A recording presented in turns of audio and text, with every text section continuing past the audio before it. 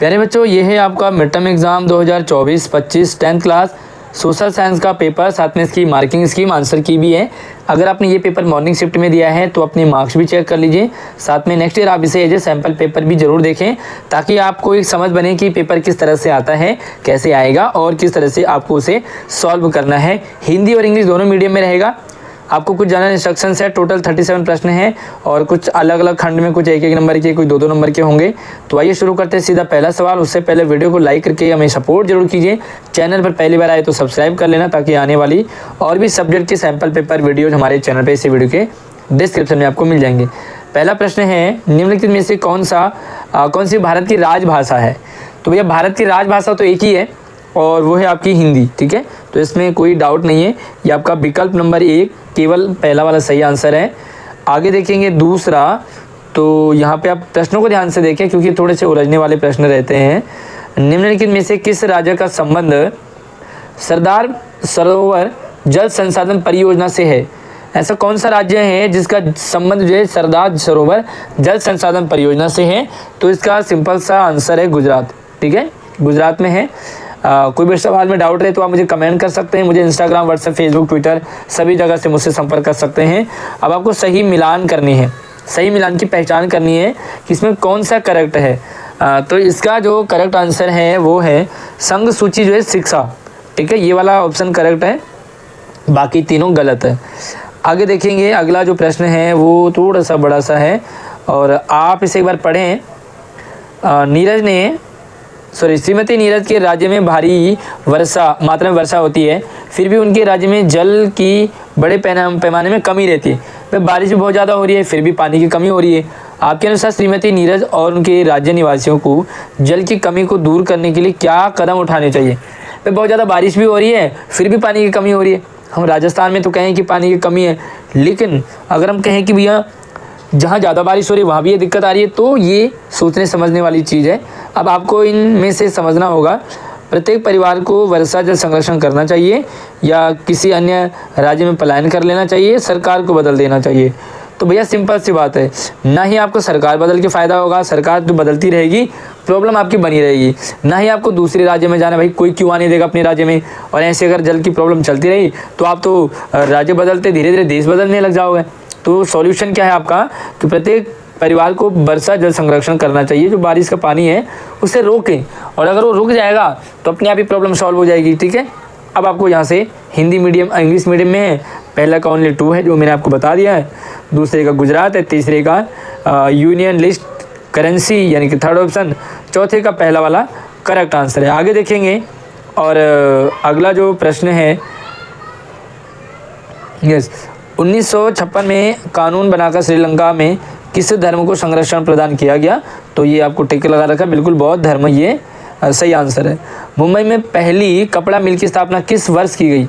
मुंबई में सबसे पहले जब कपड़ा बना तो वो बना था 1854 में, ठीक है। आगे आपको गलत पहचान करनी है, सही नहीं गलत पहचान करनी है, ये भी आपको प्रश्न में ध्यान रखना होता है। कई बार सवाल हम समझ नहीं पाते और आंसर गलत करके आ जाते हैं। तो इसका सही ऑप्शन है 7 आकर संघ बनाना, ये बेल्जियम, ये गलत है, बाकी सारे सही है। अगला है, अब आपको घटनाओं को काल क्रमानुसार व्यवस्थित करके सही विकल्प को चुनना, मतलब पहले क्या हुआ, फिर बाद में क्या हुआ। जैसे आपको ऑप्शन है जलियांवाला बाग हत्याकांड का हुआ, चंपारण सत्याग्रह, वारदोली और महात्मा गांधी की अफ्रीका से स्वदेश वापसी, ठीक है। तो आपको जो है इस प्रश्न में सबसे पहले देखो हुआ क्या, आपको ये समझना है। तो सबसे पहले महात्मा गांधी अफ्रीका से स्वदेश वापस आए, भाई स्वदेश आएंगे जभी तो बाकी चीज़ें काम करेंगे। उसके बाद आपका चंपारण सत्याग्रह हुआ, थर्ड ऑप्शन में आपका जलियांवाला बाग, और सबसे बारदोली किसान, यानी कि 4 2 1 3। तो आपका 4 2 1 3 कहाँ है? सी ऑप्शन, 4 2 1 3 ये करेक्ट आंसर है। आगे बढ़ते हैं और अब इंग्लिश मीडियम में, तो इंग्लिश मीडियम में भी आप इस तरह से इसे समझ सकते हैं। पहले वाला का केवल 1 है, दूसरे का आपका बुद्धिज़्म है, तीसरे का आपका आंसर 1854 है। अगला आपका 7वां है, इनकरेक्ट आपको बताना है, तो ये ऑप्शन आपका बी वाला इनकरेक्ट है, बाकी सारे करेक्ट हैं। 8वें सवाल में ऑप्शन आपका है 4 2 1 3, ठीक, अगले प्रश्न की तरफ बढ़ते हैं और प्रश्न आपके पास कुछ इस तरीके से हैं। निम्नलिखित में से कौन सा कदम बेल्जियम में गृह युद्ध का कारण बन सकता था? गृह युद्ध का कारण बन जाता, कौन सा कारण? तो इसका जो थोड़ा सा समझे प्रश्न को, इसका करेक्ट आंसर है आपका सी, केंद्रीय सरकार में डच भाषी लोगों को बहुमत प्रदान कर दिया, तो भैया गृह युद्ध का कारण बन सकता था। अगला प्रश्न है, 1 मिनट, सही कथन की पहचान करें। इसमें से 3 गलत है, 1 सही है, तो बस आपको वही सही पहचान करनी है। तो करेक्ट आंसर आपका बी है, राष्ट्रवाद की पहली स्पष्ट अभिव्यक्ति 1789 में फ्रांसीसी क्रांति के साथ हुई। अगला है, यूरोपीय संघ का मुख्यालय कहाँ भाई? यस, टाइम दीजिए, समझिए। यूरोपीय संघ का मुख्यालय और वो है ब्रुसेल्स में। ठीक, अगला देखो, भारत में संयुक्त वन प्रबंधन का आरंभ सबसे पहले किस राज्य में हुआ? सबसे पहले भारत में संयुक्त वन प्रबंधन का शुरुआत जो है सबसे पहले किस राज्य से हुई? तो सिंपल सा ये था, उड़ीसा। ठीक है, उड़ीसा से हुई थी। और अब 13वां सवाल है आपकी स्क्रीन पे कुछ इस तरीके से। यस, हमारे पास हर व्यक्ति की आवश्यकता पूर्ति करने के लिए कुछ है, लेकिन किसी के लालच की संतुष्टि के लिए नहीं। भाई आपकी ज़रूरत पूरी हो सकती है, बट लालच तो अनंत है, होता ही रहता है। तो गांधी जी के इस कथन का संदर्भ में किस, मतलब क्यों कहा गांधी जी ने ऐसा? तो ये था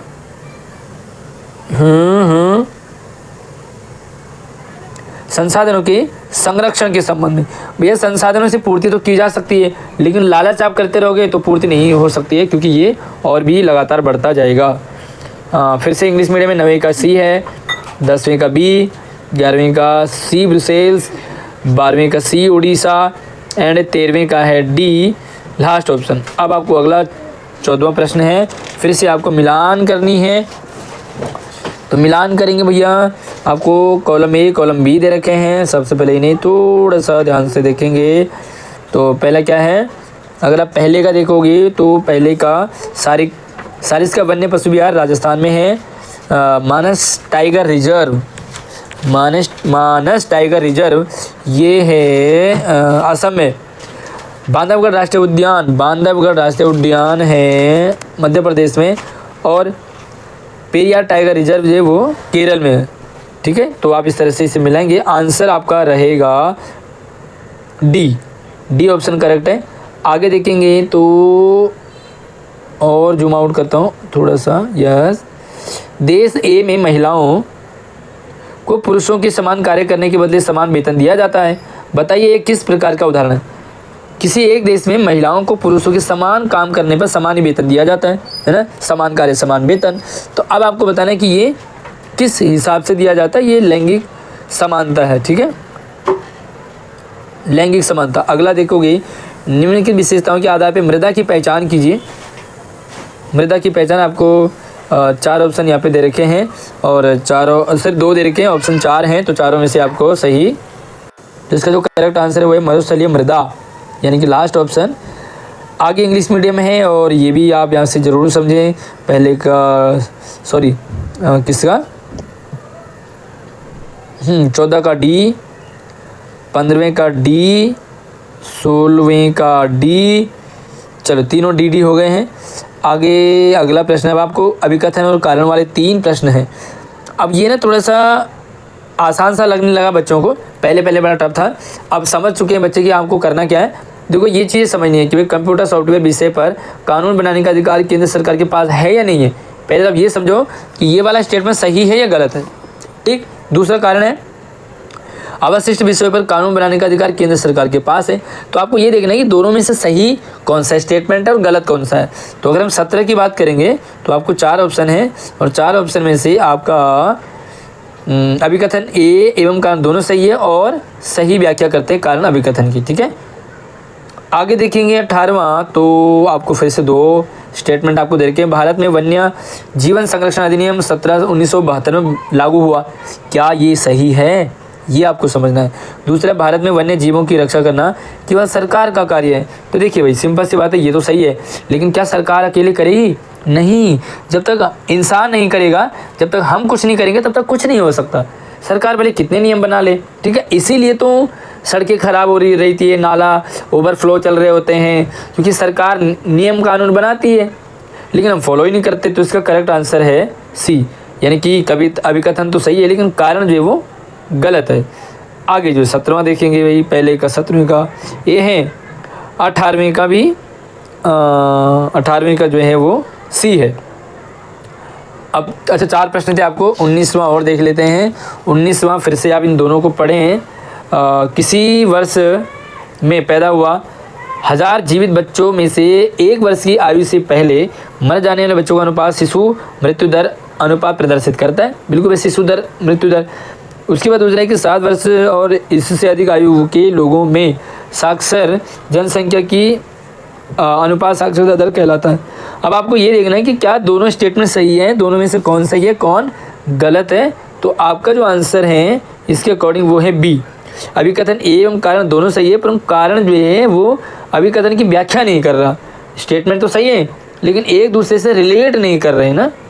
आगे 20वां देखेंगे तो यहाँ पर भी फिर से 2, विक्टोरिया कालीन ब्रिटेन में मानव श्रम की कोई कमी नहीं थी और इसका कारण है कि गरीब किसान और बेगार लोग कामकाज की तलाश में शहर से गांव का रुख कर रहे है ना। तो भाई दोनों स्टेटमेंट को पढ़ेंगे आप, कौन सा किधर जो है सेट बैठ रहा है, ये थोड़ा सा समझने वाली बात है। लेकिन आप अगर इसे पढ़ेंगे समझेंगे तो आपको मिलेगा। एक बार हम यहाँ भी देख लेते हैं इंग्लिश मीडियम में दोबारा से। और ये जो सी वाला ऑप्शन है यानी कि अभिकथन सही है लेकिन कारण इसका गलत है। आगे देखोगे अब लघु उत्तरीय प्रश्न, छोटे प्रश्न आ गए। अब आपको शॉर्ट आंसर लिखने हैं, 2-2 नंबर के हैं।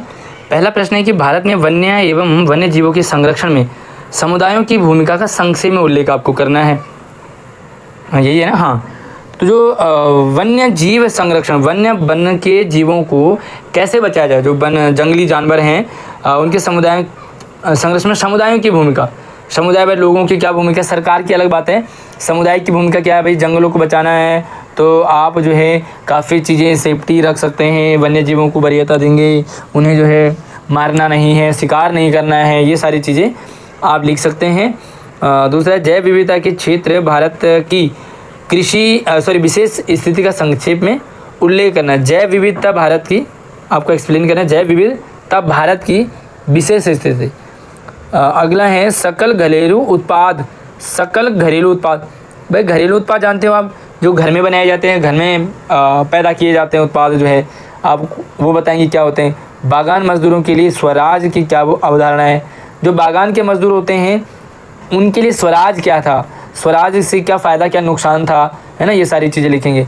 भूमिहीन ग्रामीण मजदूर के विकास में 2 संभावित लक्ष्य आपको बताने। जो भूमिहीन ग्रामीण मजदूर थे उनका विकास कैसे होगा, क्या किया जाएगा ताकि उनका विकास हो, तो आपको संभावित 2 लक्ष्य आपस में मतलब उनको बताने हैं। अब लघु उत्तरीय प्रश्न है, थोड़ा सा और बड़े आंसर। बहुउद्देशीय नदी परियोजनाओं के लाभ आपको बताने हैं। जो नदी परियोजना है बहुउद्देशीय, जिनका उद्देश्य जो है जैसे डैम बनाएं, आप नौका विहार कर सकते हैं। आप जब नदी बहुउद्देशीय नदी परियोजना में आप बिजली उत्पादन कर सकते हैं, पानी रोक करके मतलब सिंचाई के काम आ सकता है। तो इस तरह से आप उसके लाभ लिख सकते हैं। और जल संरक्षण के कोई 3 उपाय। पानी कैसे बचाया जाएगा, अभी हमने बताया कि किसी राज्य में बारिश तो खूब होती थी लेकिन पानी की कमी थी, तो क्या कर सकते थे। भाई वर्षा जल बचाएंगे, ज़्यादा पानी खर्च नहीं करेंगे, लिमिटेड पानी यूज़ करेंगे, गाड़ी वगैरह धोने के लिए बाल्टी का प्रयोग करेंगे, नहाने के लिए शावर कम और बाल्टी जग से नहाएंगे, है ना। हमने विश्व को अपने पूर्वजों से उत्तराधिकार में प्राप्त किया है। विश्व को हमने अपने पूर्वजों उत्तराधिकार के रूप में प्राप्त किया। हमने कोई मेहनत नहीं करी, हमें अपने आप मिल गया।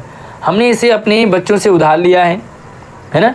हाँ, जो हमारे आने वाली पीढ़ी है उनसे उधार लिया है और उन्हें वापस करना है हमें। इस कथन के आलों में सतत पोषणीय विकास का महत्व आप बताएंगे। भाई हमारे पूर्वजों ने जो हमें मिला है, हमने कोई एफर्ट नहीं लगाया, हमें मिल गया, है ना। तो हमारे पूर्वजों ने हमें दे दिया गिफ्ट के तौर पे, लेकिन अपने बच्चों से उधार ले रहे हैं। मतलब इसे इस तरह से बचाएं, इस तरह से बढ़ाएं कि हमारे आने वाली पीढ़ी तक वो पहुँचे, है ना। ऐसा नहीं हो कि सारा हम ही खर्च कर जाएँ। तो आप इस तरह से बचाएंगे, आप बच्चों के लिए भी वो पहुँचे। मतलब जैसे पेड़ कट रहे हैं, कम होते जा रहे हैं, है ना। गांव जो है धीरे धीरे पॉल्यूशन इतना बढ़ रहा है कि हम अपने आने वाली पीढ़ी को बर्फ़ दिखा नहीं सकते, सिर्फ वीडियो में दिखा सकते हो। भारत में ब्रिटिश शासन भारतीयों के सहयोग से ही स्थापित हुआ था और यह शासन उसी सहयोग के कारण चल पा रहा था।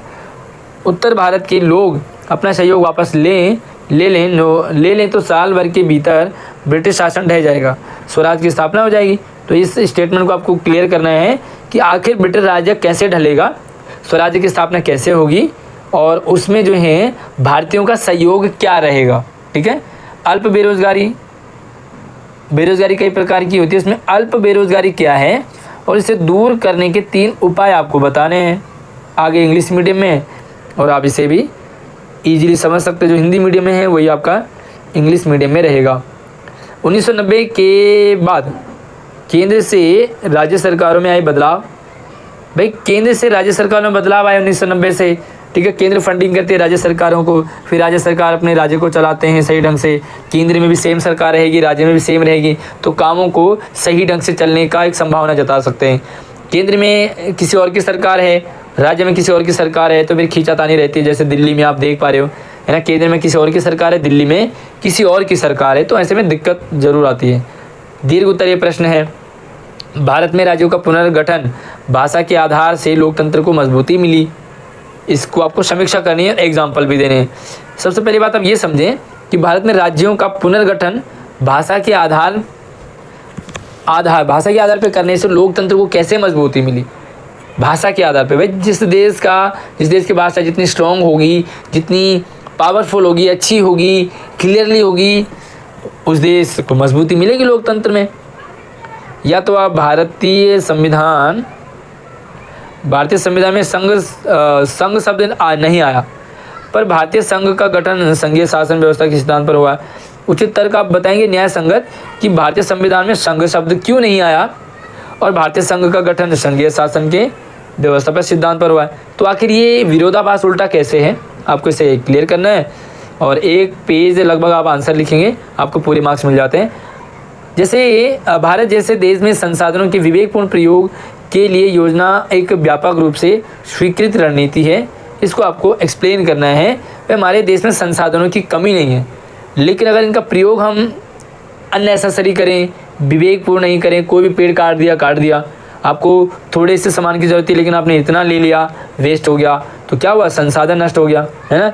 इसी तरह से भाई जहाँ ज़रूरत हो वहाँ बाइक से जाएँ, गाड़ी से जाएँ, लेकिन ज़रूरत नहीं है तो साइकिल का प्रयोग करो, विवेकपूर्ण। ठीक है। या आप पैदल जाओ, तो ये विवेकपूर्ण है। आप संसाधनों का सही तरीके से प्रयोग करना चाहिए। आगे देखो, हमारे अपने दैनिक जीवन से उदाहरणों का प्रयोग करते हुए संसाधन के रूप में मृदा का महत्व। हमारे दैनिक जीवन में मृदा का बहुत महत्व है। मिट्टी, है ना, बचपन में खाने से लेकर के और बड़े होते होते मिट्टी का बहुत, अंत में समय में मिट्टी में मिल जाना है, जन्म मिट्टी से हुआ, तो इसका बहुत महत्व है। बस दैनिक जीवन में उदाहरण आप देंगे किस तरह से मिट्टी का प्रयोग हुआ है। दूसरा, भारतीय अर्थव्यवस्था के विकास में तृतीयक क्षेत्रक, प्राथमिक क्षेत्रक, द्वितीयक क्षेत्रक और तृतीयक क्षेत्रक, इनको अच्छे से आप समझ जाएंगे तो कोई भी सवाल आपसे गलत नहीं होगा। तो आपको बस यही बताना है कि जो तृतीय क्षेत्रक है वो कौन है और क्यों है, क्या भूमिका है अर्थव्यवस्था में। अगर तृतीय क्षेत्रक ना हो तो अर्थव्यवस्था चरमरा जाएगी। मेन यही तो तृतीय क्षेत्रक है। तो इस तरह से आप इसे क्लियर करेंगे। अगला है संगठित क्षेत्रक एवं असंगठित क्षेत्रों की विशेषताएं। सबसे पहले संगठित क्षेत्र क्या है, फिर असंगठित क्षेत्र क्या है, फिर इनकी अलग अलग क्वालिटी बताएंगे, विशेषता बताएंगे, क्या फ़ायदे हैं क्या नुकसान है। राष्ट्र के विचार के निर्माण में संस्कृति ने एक अहम भूमिका निभाई है। राष्ट्र का विचार निर्माण जो है उसमें संस्कृति, भाई जैसे हमारे देश की संस्कृति होगी, जैसा कल्चर होगा, वैसे राष्ट्र का निर्माण होगा, है ना। आप देखो विदेशों में क्या है, छोटे छोटे बच्चे, फ्रीडम है, वो बचपन से ही मतलब जैसे उनकी संस्कृति होती है उसी प्रकार के वो पलते हैं, बढ़ते हैं। अब हमारे देश में फैमिली संस्कृति है, पारिवारिक संस्कृति है, तो हम लोग अपने परिवार में सारी चीज़ों को देखते हैं। ये हमारी माँ है, पापा हैं, भाई है, बहन है, चाचा, मामा, फूफा है। तो संस्कृति जैसी होगी वैसे राष्ट्र का निर्माण होगा। राष्ट्रीय भावना के प्रचार प्रसार में साहित्य एवं संस्कृति की क्या भूमिका है, बहुत बड़ी भूमिका है। आप डेली लाइफ से जुड़े एग्जांपल दे सकते हैं। आजकल देख रहे हैं विदेशी संस्कृति को अपना रहे हैं, है ना। तो कपड़े छोटे, पहनावा हमारा, खान पान हमारा बदल गया, हमारी सोच बदल गई, कल्चर हमारा बदल रहा है ना। इटली के एकीकरण की प्रक्रिया आप बताएंगे, या तो इटली एकीकरण, या तो ऊपर वाला या नीचे वाला आप कर सकते हैं। और ये हमारा इंग्लिश मीडियम में, दोनों तरीके से आप पेपर को देख समझ सकते हैं। और आप कौन से स्कूल से हमारी वीडियो को देख रहे हैं, हमें कमेंट में ज़रूर बताएं कि हमारी जो वीडियो है किन किन स्कूलों में कहाँ कहाँ देखी जाती है। आइए अब आपको केस स्टडी वाले स्रोत आधारित प्रश्न होते हैं, 4 प्रश्न होते हैं 5-5 नंबर के, 20 नंबर के, यानी कि पैसेज दिया होता है, उस पैसेज से आपको समझना है, आंसर छांटने, एक तरह से नकल आप कह सकते हैं। आप समझ आपकी बने तो मैं से थोड़ा सा जल्दीबाजी में से धीरे धीरे सरका रहा हूँ ताकि आपको प्रश्न समझ में आए। आपको ये 3 प्रश्न हैं, इन तीनों प्रश्नों के आंसर इसी ऊपर पैसेज से ढूंढ करके देने हैं, जो कि बहुत मुश्किल तो नहीं होता है, लेकिन हाँ जब तक आप इसे समझेंगे नहीं तब तक मुश्किल लगेगा। इसी तरह से 35वां भी है। सबसे पहले आप पूरे पैसेज को देखें, उसके बाद यहाँ पे इंग्लिश मीडियम में आप पहले इन प्रश्नों को देख लें, पैसेज को देख लें। और 35वां भी यहाँ पर पैसेज है। 35वें का जो क्वेश्चन है वो यहाँ से शुरू होते हैं। बेल्जियम के पड़ोसी देश का नाम बताइए। अब ये तो आप जब तक पैसेज नहीं पढ़ोगे तब तो आपको समझ नहीं आएंगे तीनों सवाल, ठीक है। अनुच्छेद को पढ़ करके पूछे गए प्रश्नों के उत्तर देने। एक और केस स्टडी है। अब आपको यहाँ पर तालिका दे रखी है, पहला देश का है, देश का है ना। आपको दोनों तालिकाओं का अध्ययन करना है। नागरिकों की मासिक आय, इनकम है रुपए में, ठीक है। ये एक देश है, दूसरा देश है। अब यहाँ पे किस देश में नागरिकों की मासिक आय का विवरण समान है, तो आपने इसका आंसर बताना है कि किस देश में समान है। भाई यहाँ देखोगे 500 500 500 500 सेम है। यहाँ पे 9550 है, 9500 है, यहाँ पे 10500 यहाँ पर, तो ये असमान है। लेकिन यहाँ आप देखोगे तो समान है लगभग। तो इस तरह से अब आपको अंत में मिलता मानचित्र यानी कि मैप से रिलेटेड सवाल होते हैं। अब आपको यहाँ पे कुछ देर का होता है, ए और बी में आपको भरना होता है। देखिए ये उस स्थान की पहचान कीजिए जहाँ दिसंबर 1920 में भारतीय कांग्रेस अधिवेशन हुआ था, और उस स्थान की पहचान कीजिए जहाँ जलियांवाला बाग हत्याकांड हुआ था। अब ये इंग्लिश मीडियम है, ठीक है। पेपर अच्छा रहता है, बस थोड़ा सा यही है कि अगर आप हल्का सा फोकस करते हैं, सिंसियरली अपने प्रश्न को, क्वेश्चन पेपर को देखते हैं, क्लास अटेंड करते हैं, तो आपको कोई दिक्कत नहीं आती है। आपको 2 पार्ट में आता है मैप। पहला जो है अब राजनीतिक से आएगा, और यहाँ में से 5 में से आपको क्या करना है, 3 चिन्ह अंकित करने हैं, 4 में से 3। और जो बच्चे ब्लाइंड होते हैं उनके लिए यहाँ से प्रश्न नीचे शुरू होते हैं। और अब आता आपके पास ये है आपकी मैप, ठीक है। इंग्लिश मीडियम में कंप्लीट होने के बाद आपको यहाँ से मैप आ जाता है, और इस मैप को आपको कंप्लीटली फिल करना होता है। बाकी कितने मार्क्स आपके आ रहे हैं, कैसे लगी वीडियो में कमेंट में ज़रूर बताइए। आप अपने स्कूल कौन से स्कूल से देख रहे हैं ज़रूर कमेंट में कीजिए। साथ में आप 10th के बाद साइंस लेना चाहते हैं, आर्ट्स लेना चाहते हैं, कॉमर्स लेना चाहते हैं, किस फील्ड में क्या जॉब है, आप हमारे चैनल पे प्रॉपर वीडियो डाली गई है, हमारे व्हाट्सएप चैनल पे भी, तो वहाँ से जा करके आप इन तीनों वीडियोज़ को समझ सकते हैं, देख सकते हैं, और अपने लिए बेस्ट करियर ऑप्शन चुन सकते हैं। वीडियो को लाइक कीजिए, अपने दोस्तों को शेयर कीजिए, चैनल को सब्सक्राइब करना बिल्कुल ना भूलिए। धन्यवाद।